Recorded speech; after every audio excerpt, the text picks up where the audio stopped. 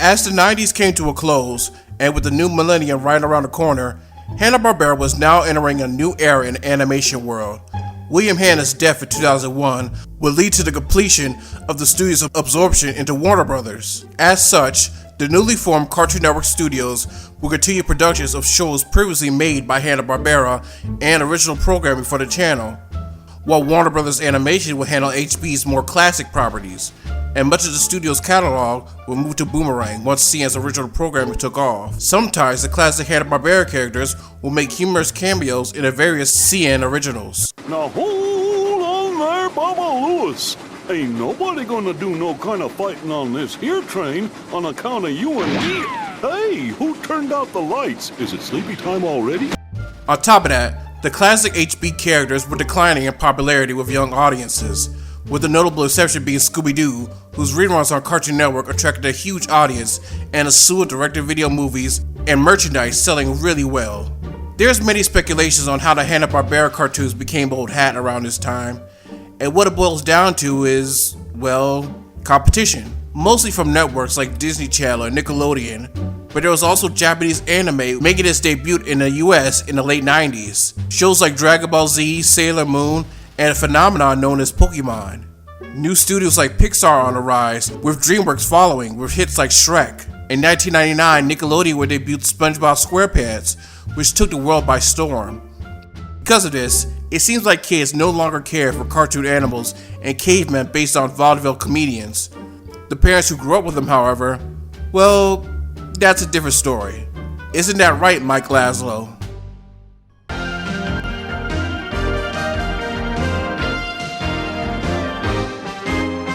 Yogi Bear is smarter than the average bear. Yogi Bear is always in the ranger's hair. The biggest show in town is Huckleberry Hound, the one guys and gals.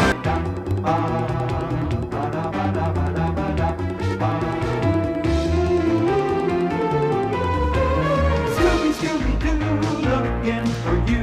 Scooby-Doo-Doo, where are ya?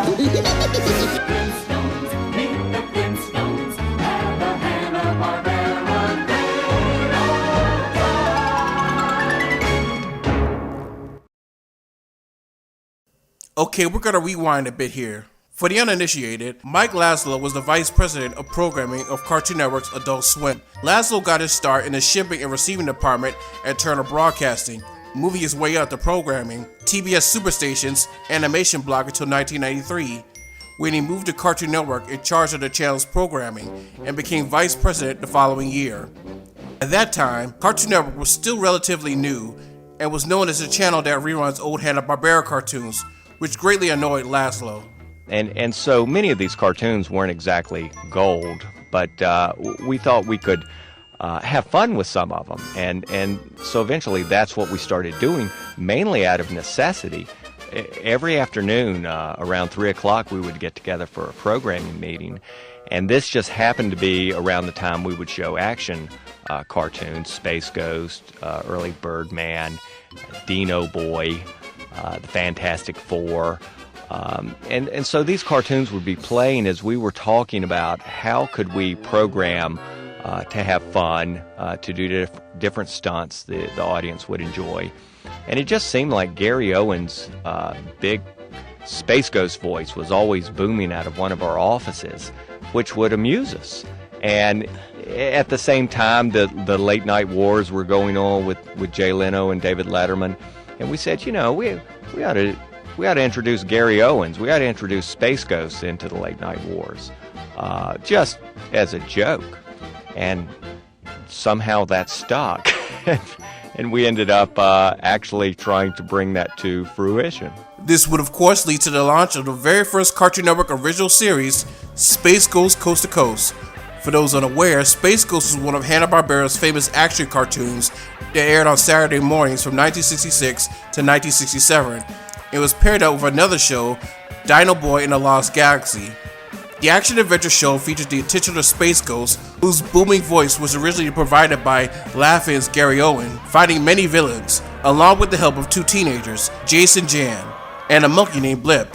Nowadays, to the modern viewer, the show seems pretty standard, But when it first aired, it was pretty popular, and along with many action-oriented HB cartoons, it broke new ground for the studio, especially with the art, courtesy of Alex Toth. Fast forward to the 90s, Coast to Coast featured Space Ghost as a host of a talk show when he interviewed celebrity guests and accompanied by bandleader Zorak and his producer Motar, who were originally two recurring villains in the original series. As they constantly interrupt the show, the idea came from Mike and a team at Cartoon Network trying to promote a marathon for the original series, as well as coming up for names for said marathon. According to Betty Cohen, Mike Lazo booked some time to come see me one day and said, "I want to show you something my team and I have been working on." He put a VHS cassette into my machine, and it was the first incarnation of Space Ghost. It was so rough that there were times when he was having to personally narrate, and it was all on a rotoscope, which is sort of like cutting and pasting. But I immediately saw the potential. For the earliest funding, I actually allocated money from the marketing budget. even getting guest stars proved to be difficult. You know, the interesting thing is in the earliest days is we couldn't get anybody really to come on the show. We would call and explain, well, we're going to have you interviewed by Space Ghost, a 1966 cartoon. And they would say, no thanks. So we rapidly just started going to almost anybody. And we ended up with what you would call, you know, C-list celebrities. And we found out that that was actually more fun than dealing with the, you know, the 5 or 6 agents and publicists and whoever else to try and get somebody that you might have heard on. The show had an innovative production process. This is where Space Ghost Coast to Coast comes together, where editor Tom Roach pirates animation from the old series. All the elements live on this one tape. They're all here. We use this one 90-minute tape over and over again. We start with just snow, and then from snow, we put the guest in. So what we'll do is we'll take this shot, we'll take the mat, and key that right on top. Now, there's Michael Stipe. Now I put him in a box where I can move him around. Then we move to this shot, and then Space Ghost and Michael Stipe are ready to carry on a conversation. This group takes the interview and writes and rewrites a script around it.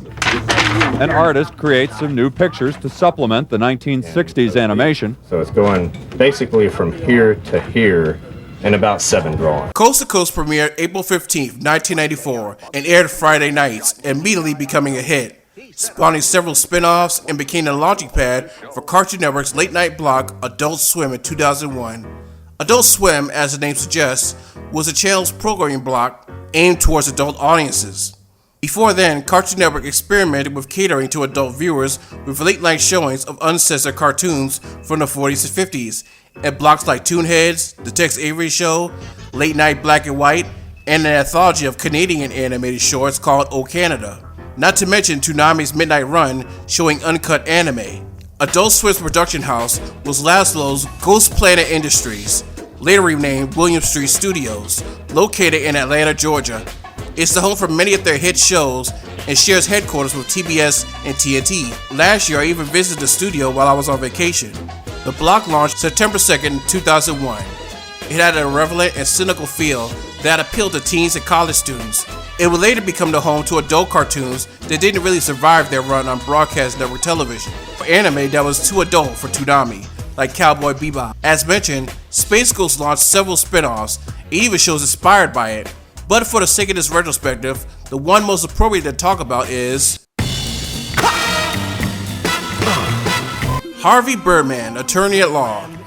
The idea is genius. Birdman, another former HB superhero from the 60s, Birdman and the Galaxy Trio, leaves superhero work behind to become a lawyer, representing various Hanna Barbera characters, whether it's defending Fred Flintstone, who believes he's a mafia don, trying to prove Scooby-Doo and Shaggy's innocence as they get arrested for marijuana use, or representing Dr. Benton Quest, who is in a custody battle with Race Bannon over Johnny Quest and Haji.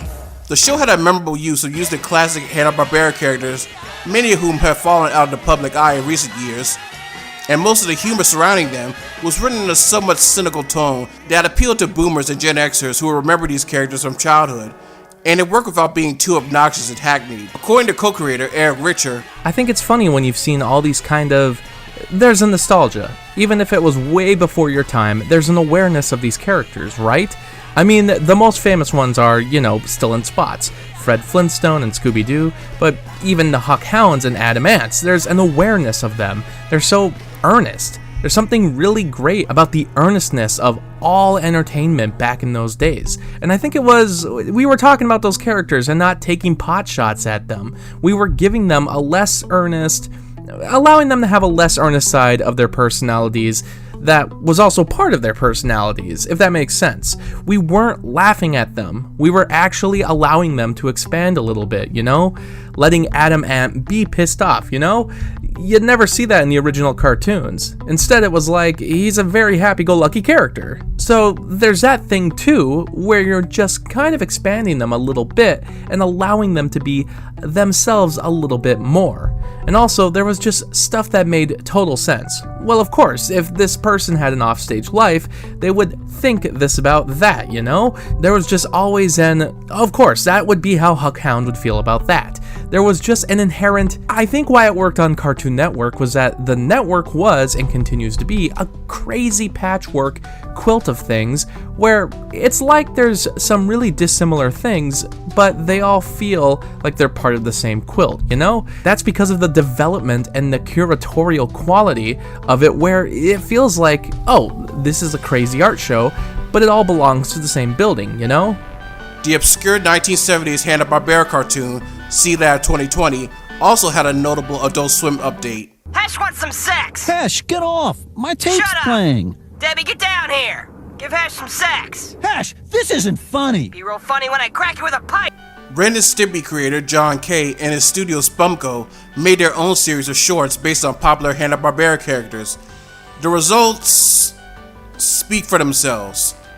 The first of these was a Yogi Bear short, Boo Boo Runs Wild, aired in prime time on a pre-Adult Swim Cartoon Network September 24th, 1999. The short featured Ranger Smith enforcing too many rules in the park, and an ironic twist, it's Boo Boo that gets fed up with this and goes feral, terrorizing the park. To say this short is odd would be putting it mildly. More violent and grotesque as opposed to the more limited animated dialogue-heavy originals. Mike Laszlo praised the short, but Joseph Barbera was not as pleased. According to Iwo Takamoto, if there had been anyone Joe really wanted to see whacked, it would have been a much younger cartoon maker who, many years later, used classic Hanna-Barbera characters for a new short. The results did not please Joe. When he saw the cartoon in question, all he said was, "I want him dead." Other shorts would follow, like The Day in the Life of Ranger Smith, a mostly forgettable follow-up, save for one scene that references Ranger Smith's inconsistent designs from the old show, and the incredibly unpleasant Jetson short, The Best Son, which featured George and Jane Jetson scolding Elroy for his bad behavior and screaming at each other. Because that's comedy, I guess. So how come when he does something awful, he's my son, and when he does something good, he's your son? Shut up! Other projects like 2001's The Flintstones on the Rocks featured a darker, more realistic look at Fred and Wilma's marriage troubles, while the live-action Scooby-Doo movie, which had been in development hell since the early 90s, was originally written as a more adult take of the classic cartoon, parodying the same vein as the Brady Bunch movie, but that was eventually watered down to be suitable for family audiences, though some adult jokes ended up surviving the final cut. And now, this message.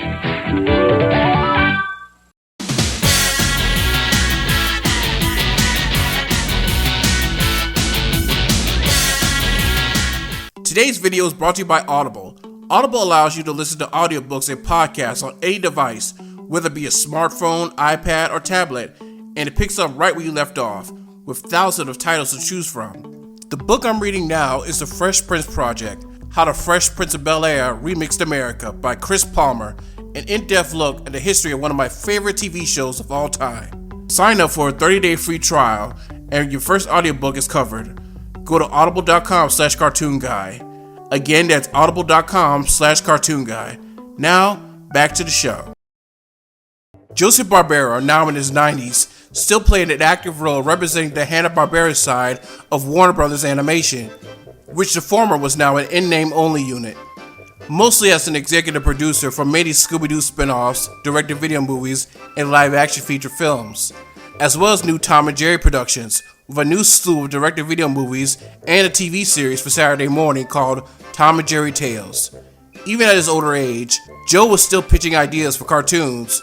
One he pitched for a while was a show called Back to Square One, which according to Gene McCurdy was much like a Flintstone situation, but almost relatable today. However, nothing really came of it. Joe became more involved in these projects as much as he could, providing the voice of Tom's owner in the admittedly dull Tom and Jerry short, The Mansion Cat. We're going out. The house is spick and span, and I want to find it that way when we get back. And don't try to blame the mouse like you did last time. And coming up with the stories for the Tom and Jerry direct-to-video movie Fast and the Furry, and the What's New Scooby-Doo episode Homeward Hound, which according to writer Tom Minton, originally started out as a straight-to-video movie. But perhaps Joe's finest achievement during this period was his swan song, the final theatrical Tom and Jerry short, The Karate Guard. The short, a semi-remake of the 1943 cartoon, The Bodyguard, features Jerry learning karate to protect himself from Tom, and gains a spiritual mentor, voiced by Keon Young, who gives him a karate guard, here played by Spike the Dog, who will arrive at his aid when he bangs on a gong. The short is pretty funny and with stellar animation and well-timed slapstick violence not seen in Tom and Jerry in a long time. Joe was heavily involved in the short, coming up with the story, sketching it out on slips of paper, and even drawing the storyboards with the help of Iwo Takamoto. The short was produced and co-directed by Warner Brothers animators Spike Brandt and Tony Cervoni, who were recruited by former Warner Brothers animation head Gene McCurdy when the show was in production around 2001. According to Spike Brandt, the reason it took so long to make this short was for most of the time there was no budget, and we were just working on it between other projects and in our spare time. When most of the rough animation was done, we had a good pencil test. We put together a budget to complete it. Still, there was no money to complete it. Mr. B was in his mid-90s at this point, and I felt bad they couldn't find the funds. I asked if I could get the money, if we could finish it. They said yes, so I called Sam Register at Cartoon Network, who we had worked with on Duck Dodgers, and told him about the cartoon. He told us to send over the pencil test. After they saw it, Cartoon Network came up with the money to finish it. The short had a limited release in theaters fall 2005, and debuted on Cartoon Network winter the following year. It was a nostalgic love letter to the original Tom and Jerry cartoons Joe and Bill made many years ago. The familiarity of the short, in terms of plot and gags, can't be forgiven since it came from a 94-year-old man who had admittedly been out the cartoon game for a while now. But to be fair for Joe, he didn't miss a beat. In April of 2006, many of Joe's closest friends and colleagues gathered at Warner Bros. Animation to celebrate his belated birthday, including famed voice director, the late Gordon Hunt, and voice actors Lucille Bliss, Janet Waldo, John Stevenson, and Jude Foray. Unfortunately, Joe Barbera, the other half of the legendary animation duo, surrounded by his peers, would not be long for this world, because on December 18, 2006, at the age of 95, he would pass away. He died in his home in Studio City in Los Angeles, California, and buried at Forest Lawn Memorial Park in Glendale, California. His final project was writing the story for the direct-to-video movie Tom and Jerry: A Nutcracker Tale, and was even dedicated to him. Much like with Hanna's death, the animation world came together to mourn the loss of an icon. For me personally, I'll never forget seeing this bumper on Cartoon Network in middle school and being bummed out that whole day. Just say Tom and Jerry, Flintstones, Scooby-Doo. You just feel it when you make them. The magic was there and it worked. I mean, it's unbelievable, isn't it? With both founders no longer with us, 3 if you count George Sidney, who died in 2002, and the HB properties now owned by Warner Brothers, you would think the story of Hanna Barbera would stop here. You'd be incorrect. Today, Warner Brothers have been steadily keeping the Hanna Barbera and Tom and Jerry properties in the public eye. Characters can be seen on merchandise, commercials, and the occasional film, theatrical or direct-to-video. The old studio at 3400 Cahuenga Boulevard, which was previously saved for demolition thanks to passionate responses from Joseph Barbera and the public, is now rightfully preserved as a historic landmark and still remains at the same location. The 2010s and now the 2020s mark an experimental revival period with other HB characters, whether it be shamelessly using the Flintstones and the Jetsons to promote WWE, a Wacky Races reboot more centered on meta humor. Even Bill and Joe's Tom and Jerry would get several new shows and movies. Some revivals and reimaginings would even be aimed toward adult audiences, like a new series of DC Comics called Hanna Barbera Beyond, featuring a more edgy and darker takes on various characters, like Scooby-Pocalypse, setting the Mystery Aint gang in a post-apocalyptic future, Exit Stage Left, the Snagglepuss Chronicles, which has Snagglepuss as a gay playwright in the 50s, and the Flintstones, a more modern take on a modern Stone Age family. Also, the Banana Splits movie in Velma happened. Yeah.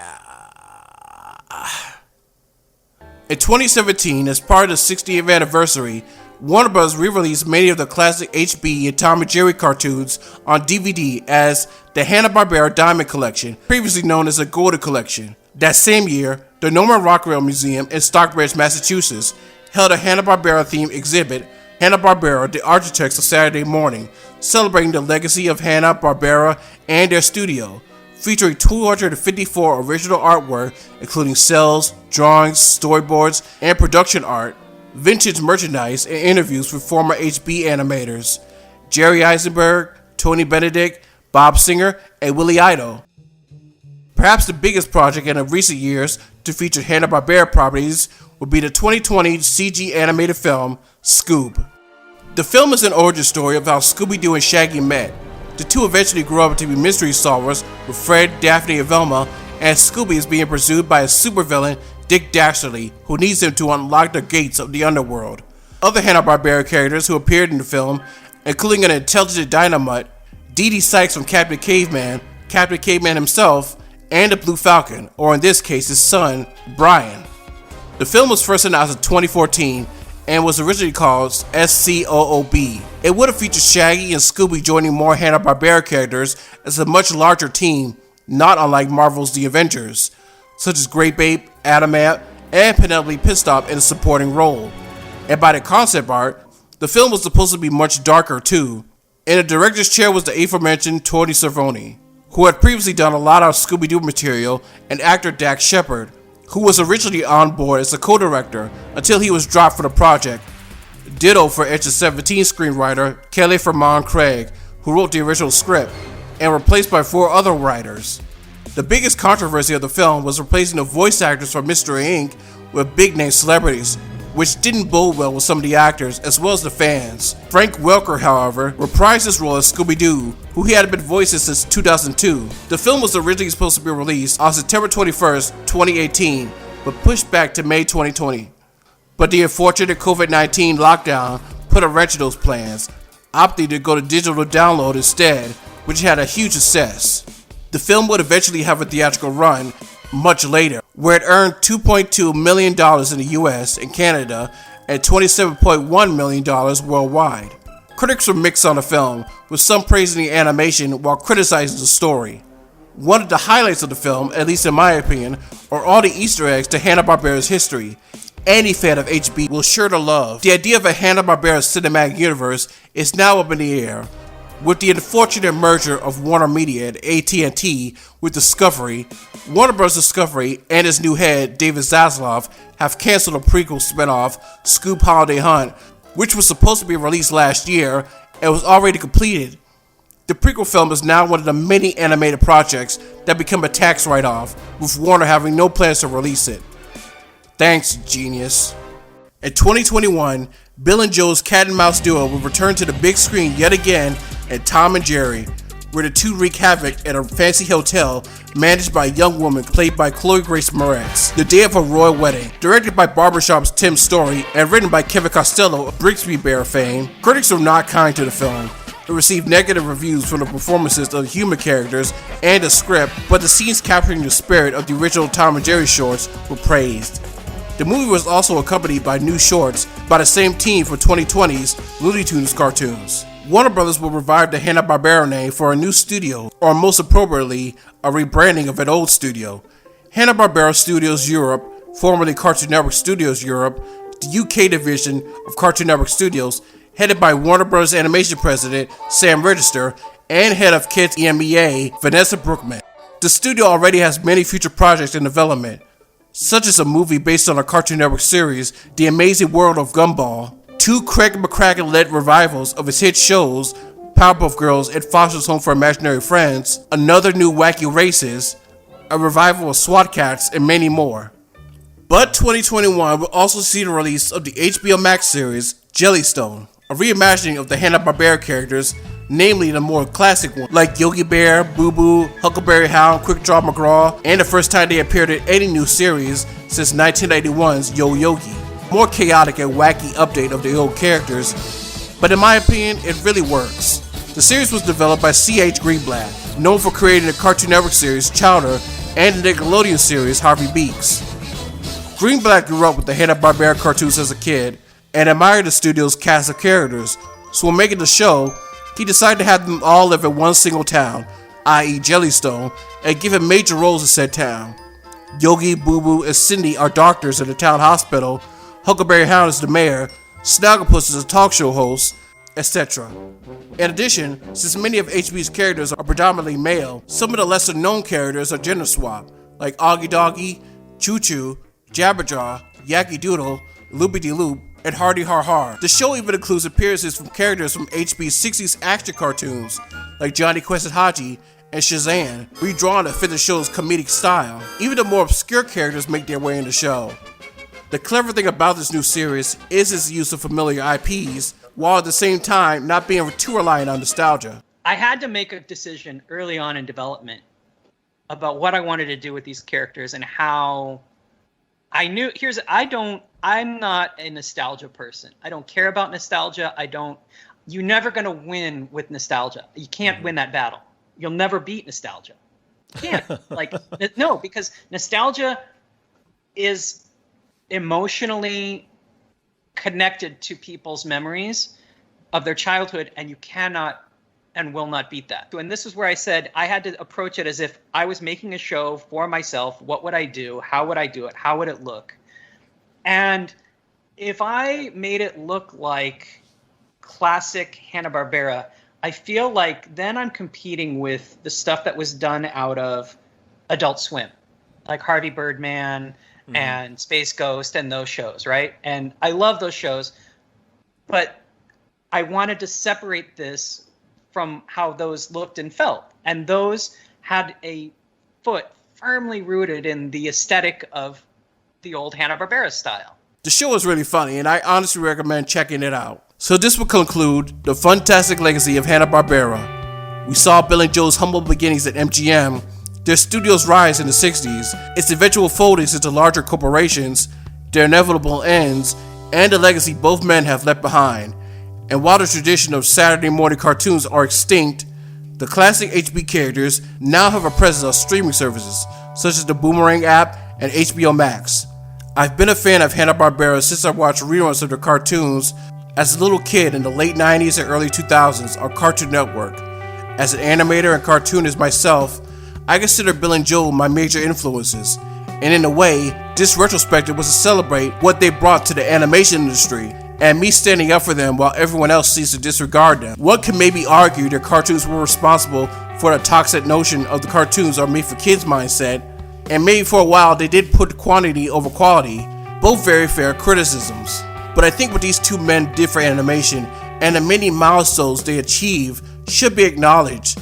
Their second show became the first animated program to ever win an Emmy. They created the first ever primetime cartoon aimed at adults. Their studio was the first to use digital ink and paint, beating Disney to the punch, who will use caps many years later. Their huge library will help launch the first cable channel dedicated to cartoons, and they will be responsible for creating the most popular and recognizable cartoon characters in history.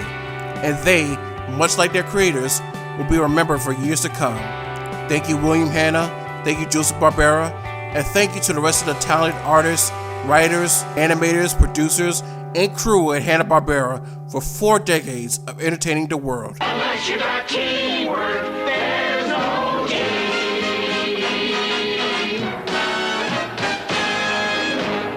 And thank all of you for joining me. This took me 3 years to complete, and now it's finally done. I'm so proud of this series, and happy people responded to it so positively. I hope all of you will stick around for my next big project, my top 30 favorite cartoons. Until next time, I'm 47 Cartoon Guy, and I gotta fly.